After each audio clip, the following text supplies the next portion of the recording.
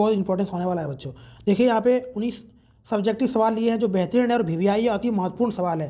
देखिए पहला सवाल यहाँ पे बच्चों देखिए दिया हुआ अति लघु उत्तरीय प्रश्न किन्हीं 5 प्रश्नों का उत्तर देना है, जिसमें 2-2 अंक आपको मिलेगा। देखिए पहला सवाल है यहाँ पे नेपोलियन बोनापार्ट कौन था। नेपोलियन बोनापार्ट कौन था, पहला सवाल है बच्चों। इसका उत्तर है देखिए नेपोलियन बोनापार्ट फ्रांस का एक महान सेनानायक था, जिसके नेतृत्व में फ्रांस ने अनेक विजय प्राप्त की थी। तो बाद में उसे फ्रांस का पहला सम्राट घोषित किया गया। उसके बाद शासन व्यवस्था के लिए बनाई गई आचार संहिता प्रसिद्ध है। दूसरा देखिए प्रश्न यहाँ पे बच्चों, बहिष्कार से क्या अभिप्राय है। तो बहिष्कार के विरोध का एक गांधीवादी रूप है, जिसका अर्थ है किसी के साथ संपर्क रखने और जोड़ने से इनकार करना, गतिविधियों में हिस्सेदारी से स्वयं को अलग रखना तथा उसकी चीज़ों को खरीदने तथा इस्तेमाल करने से इनकार करना। ठीक। देखिए तीसरा सवाल यहाँ पे प्रश्न तीसरा है बच्चों, भारत में केंद्र, आप लोग वीडियो को लाइक करिएगा और चैनल को सब्सक्राइब जरूर करिएगा। भारत में केंद्र तथा राज्य के बीच शक्ति का बंटवारा कैसे किया गया है। शक्ति का बंटवारा कैसे किया गया है, तो उत्तर है इसका, भारत में केंद्र तथा राज्यों के बीच शक्ति का बंटवारा निम्नलिखित विभाजन के आधार पर किया गया है। पहला है संघ सूची, राज्य सूची, समवर्ती सूची और 4 है अवशिष्ट शक्तियाँ। तो आप लोग जान चुके होंगे और इस वीडियो को आप लोग लाइक जरूर करिएगा और चैनल को सब्सक्राइब जरूर करिएगा और जितना भी ग्रुप्स है सभी ग्रुप्स में आप लोग शेयर जरूर करिएगा, आप लोगों के पास जो भी ग्रुप्स है। देखिए 4 नंबर का प्रश्न है बच्चों, दबाव समूह क्या है। समान पेशे, हित, आकांक्षा तथा अथवा विचारधारा के लोगों का वह समूह जो अपने उद्देश्यों की पूर्ति के लिए सरकार पर दबाव डालता है तथा दबाव समूह के नाम से जाना जाता है। 5वां सवाल है खनिज क्या है। तो उत्तर है इसका, खनिज प्राकृतिक, रासायनिक, यौगिक हैं जो प्राकृतिक चट्टानों व अयस्कों के घटक के रूप में उपस्थित होते हैं। खनिजों की उत्पत्ति पृथ्वी की भूपट्टी के अंदर लंबे समय में विभिन्न भूवैज्ञानिक प्रक्रियाओं के द्वारा होती है। 8वां में सवाल पूछ सकता है बच्चों यहाँ पे, ठीक ना, बांध क्या होते हैं। तो बांध बहते जल को रोकने, दिशा देने या बहाव कम करने के लिए खड़ी की गई बाधा है, जो साधारणतः जलाशय, झील अथवा जलभरण बनाती है। 6ठा सवाल देखिए बहुत इंपॉर्टेंट है बच्चों, आप लोग वीडियो को पूरा देखिए और लाइक जरूर करिएगा और अपने ग्रुप्स में आप लोग शेयर जरूर करिएगा बच्चों। देखिए यहाँ पे 6ठा सवाल क्या है, विनिमय का माध्यम किसे कहा जाता है। तो उत्तर है इसका, जिस माध्यम द्वारा वस्तु या सेवाओं का क्रय विक्रय या लेन देन होता है उसे विनिमय का माध्यम कहा जाता है। उदाहरण है मुद्रा, currency, note, cheque, draft, ATM आदि। 7वां प्रश्न है आपका बहुत इंपॉर्टेंट है, व्यापार अवरोधक से क्या तात्पर्य है। तो उत्तर इसका बच्चों देखिए यहाँ पे, किसी देश में बाहर से आयात की गई वस्तुओं पर सरकार द्वारा लगाए गए आयात पर कर को व्यापार अवरोधक के नाम से जाना जाता है। इसका प्रयोग सरकार द्वारा आयातों के हतोत्साहित करने के लिए किया जाता है। ठीक।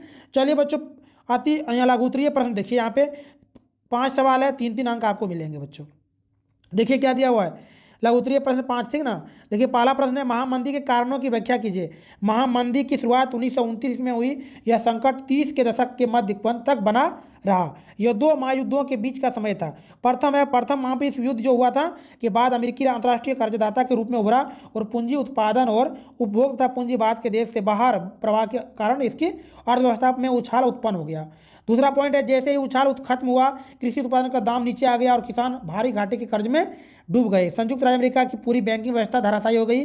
तीसरा पॉइंट से यहाँ पे देखिए क्या दिया हुआ है, तीसरा पॉइंट से प्यारे बच्चों यहाँ पे है, जो बड़े पैमाने पर यूएसए की पूंजी पर निर्भर थी वह भी अस्त व्यस्त हो गई, जिससे सारे संसार में आर्थिक महामंदी का दौर शुरू हो गया। इस प्रकार की कृषि उत्पादन और विश्व व्यापार के यूएसए निवेश के घट जाने से महामंदी फैल गई। 9वां सवाल देखिए, ब्रिटेन की महिला कामगारों ने स्पिनिंग जेनी मशीनों पर हमले किए, व्याख्या करना इसका। देखिए इसका व्याख्या कैसे करेंगे बच्चों, तो बहुत इंपॉर्टेंट है, वीडियो पूरा देखिए, लाइक तो अवश्य करिए बच्चों, चैनल को सब्सक्राइब जरूर करिए। देखिए यहाँ पे पहला पॉइंट है, स्पिनिंग जेनी मशीन ने यून की कताई की प्रक्रिया बहुत तेज कर दी। स्पिनिंग जेनी मशीन एक समय में अनेक मजदूरों का कार्य कर लेती थी, जिसके कारण मजदूरों की मांग घट गई। दूसरा पॉइंट है, बेरोजगारी की आशंका से मजदूर वर्ग खासकर महिलाओं में नई औद्योगिक के प्रति आशंका व्याप्त थी। तीसरा पॉइंट है, जब यून उद्योग में इस मशीन का इस्तेमाल किया गया तो उसके औरतों जो हाथ से ऊन की कताई करती थी को काम से हटाना पड़ा। इसी कारण महिला कामगारों ने स्पिनिंग जेनी मशीन पर हमले किए। स्पिनिंग जेनी मशीन का महिलाओं द्वारा विरोध काफी लंबे समय तक चलता रहा। 10वां प्रश्न देखिए बहुत इंपॉर्टेंट है बच्चों, आप लोग वीडियो को देखिए पूरा और लाइक जरूर करिए और चैनल को सब्सक्राइब जरूर करिए और वीडियो को शेयर करिए अपने मित्रों के पास। 10वां प्रश्न है, लोकतंत्र में राजनीतिक दलों की जरूरत क्यों। तो राजनीतिक उत्तर देखिए, राजनीतिक दल के महत्वपूर्ण गुण जिनके कारण लोकतंत्र के लिए आवश्यक है। राजनीतिक दल जनता के लिए राजनीतिक प्रशिक्षक के रूप में कार्य करते हैं। इससे जनता के राजनीतिक भागीदारी में वृद्धि होती है। दूसरा पॉइंट है लोकतंत्र का आधार राजनीतिक दल लोकतंत्र की सफलता का मार्ग प्रशस्त करते हैं। राजनीतिक दलों के बिना लोकतंत्र की कल्पना तक नहीं की जा सकती है। तीसरा पॉइंट है संविधान में विश्वास। प्रत्येक राजनीतिक दल का संविधान और संवैधानिक तरीकों पर अधिक विश्वास होता है। वे चुनाव परिणामों को स्वीकार करते हैं, भले ही वे उसके पक्ष में नहीं हो। वे चुनाव पर विश्वास रखते हैं और चुनाव के माध्यम से सत्ता प्राप्त करने का प्रयास करते हैं। 11वां नंबर सवाल देखिए, बहुत इंपॉर्टेंट है, आप लोग पूरा देखिए और वीडियो को जरूर शेयर करिए, चैनल को सब्सक्राइब जरूर करिए। देखिए अभी क्या दिया हुआ है, दबाव समूह तथा राजनीतिक दल में 4 अंतर बताएं। दबाव समूह तथा राजनीतिक दल में अंतर जो है, पहला पॉइंट से दबाव समूह का उद्देश्य सार्वजनिक नीति निर्माण प्रक्रिया को प्रभावित करने कर अपने उद्देश्यों की पूर्ति करना होता है, जबकि राजनीतिक दल का मुख्य उद्देश्य सत्ता को प्राप्त करना होता है। दूसरा पॉइंट है समाज समूह एक छोटा संगठन होता है, जबकि राजनीतिक दल एक बड़ा संगठन होता है। दूसरा है दबाव समूह का उद्देश्य किसी खास समूह या मुद्दे तक सीमित होता है, जबकि राजनीतिक दलों के उद्देश्य व्याप्त होता है। 4वां पॉइंट से दबाव समूह सरकार के गठन के बाद अपना कार्य करते हैं, जबकि राजनीतिक दल सरकार बनाने के पहले तथा बाद दोनों स्थितियों में कार्य करते हैं। 12 नंबर का सवाल देखिए बच्चों, बहुत इंपॉर्टेंट है, पूरा वीडियो देखिए, लाइक जरूर करिए, चैनल को सब्सक्राइब जरूर करिए। और यहाँ पे बहुत कंटेंट दिया जा रहा है बच्चों, सभी सब्जेक्ट के यहाँ पे सब्जेक्टिव कराए जाएंगे, ऑब्जेक्टिव लगातार यहाँ पे यूट्यूब पे चलाया जा रहा है लाइव क्लासेस। देखिए यहाँ पे क्या दिया है, ऊर्जा के परंपरागत तथा गैर परंपरागत स्रोतों में अंतर बताएं। पहला है देखिए परंपरागत स्रोत जो है, फिर गैर परंपरागत स्रोत यहाँ पे दिया हुआ है। पहला पॉइंट है परंपरागत में, परंपरागत ऊर्जा के स्रोत कभी भी समाप्त हो सकते हैं और ये अधिक महंगे होते हैं और इसका ये प्रदूषण उत्पन्न करते हैं। कोयला, पेट्रोलियम, परमाणु शक्ति आदि परंपरागत स्रोत के उदाहरण है, ठीक। और देखिए यहाँ पे गैर पारंपरिक जो है, गैर परंपरागत ऊर्जा के स्रोत कभी भी समाप्त नहीं हो सकते हैं, ये सस्ते होते हैं, ये प्रदूषण उत्पन्न नहीं करते हैं। पवन ऊर्जा, सौर ऊर्जा, जबरीय ऊर्जा, भूतापीय ऊर्जा आदि गैर परंपरागत सौर ऊर्जा, ठीक। चलिए बच्चों, बहुत शानदार बच्चों, चलिए वीडियो को जरूर आप लोग लाइक करिए, शेयर करिए और चैनल को सब्सक्राइब जरूर करिए। 13 नंबर का सवाल देखिए बच्चों, यहाँ पे क्या दिया हुआ है, प्रश्न 13, भारत में तृतीय क्षेत्र के महत्व के कारण बताएं, अथवा भारत में तृतीय क्षेत्र अधिक महत्वपूर्ण क्यों हो गया। अथवा में और सवाल है बच्चों, देखिए इसका उत्तर क्या है, भारतीय अर्थव्यवस्था के विकास में तृतीय क्षेत्र अत्यंत महत्वपूर्ण भूमिका निभा रहा है। तृतीय क्षेत्र आधुनिक अर्थव्यवस्था का मुख्य आधार है, इसके बिना प्राथमिक तथा द्वितीय क्षेत्र का विकास अधूरा है। इसके महत्व के निम्नलिखित तर्क दिए जा सकते हैं। पहला पॉइंट है प्राथमिक और द्वितीय क्षेत्र में उत्पादित वस्तुओं का वितरण तृतीय क्षेत्र द्वारा उपलब्ध परिवहन व्यवस्था पर निर्भर करता है। दूसरा पॉइंट है वस्तुओं के त्वरित हस्तांतरण में संचार की प्रमुख भूमिका है, जो तृतीय क्षेत्र का विषय है।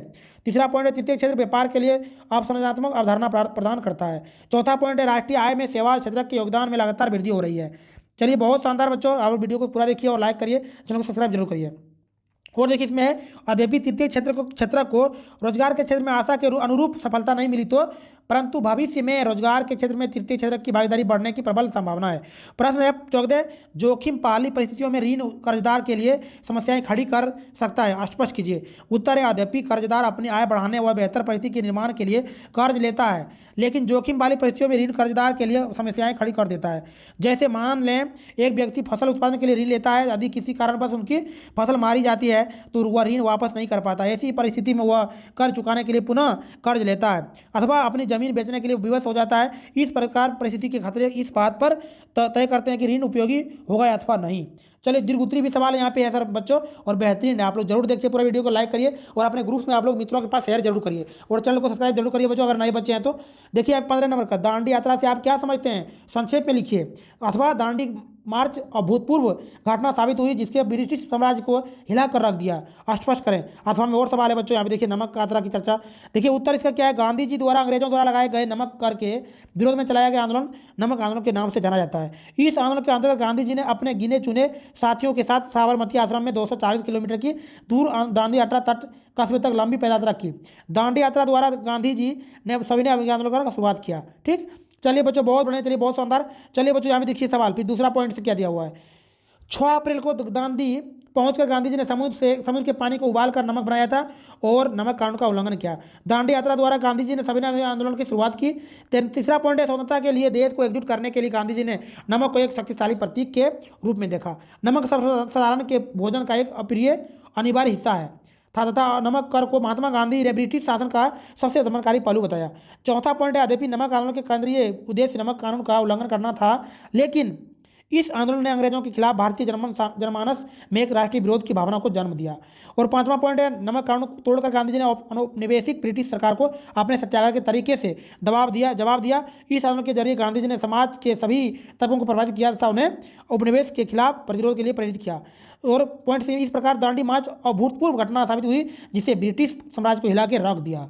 चलिए 16वां नंबर सवाल देखिए बच्चों, बहुत इंपॉर्टेंट है और सारा वीडियो देखिए, लाइक करिए, चैनल को सब्सक्राइब जरूर करिएगा। यहाँ पे बेहतरीन कंटेंट मिलने वाला, मैथ का भी मिलेगा, सभी सब्जेक्ट मिलेगा।